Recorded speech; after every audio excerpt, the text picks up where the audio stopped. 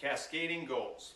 I brought a bowl of fruit with me. Got some bananas, some apples, and I think one other kind of fruit, but I'm not sure what it is.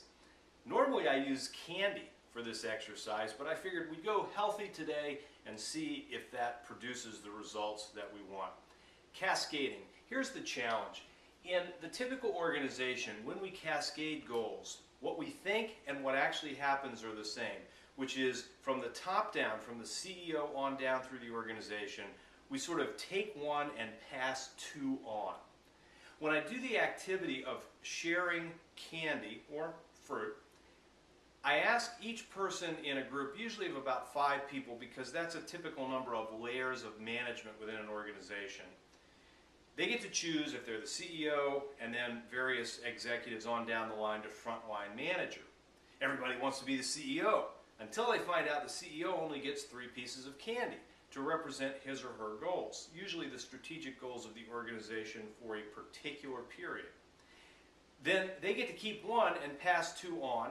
Each successive level starts with more candy and ends up with more, such that the frontline supervisor, 5 levels down, at the end of this activity has 15 pieces of candy, or 15 apples and bananas, and whatever that other fruit is. Here's the problem. If you have 15 things to focus on, how well are you going to be able to execute? Probably not very.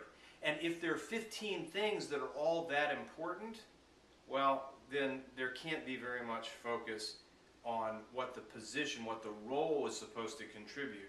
And it's just generally not true. Typically, many of those 15 things, if they're relevant at all, are relevant in terms of they're things we have to do as part of our job and not what we're trying to produce through those efforts. That's what goals are, the outcomes that we're trying to create.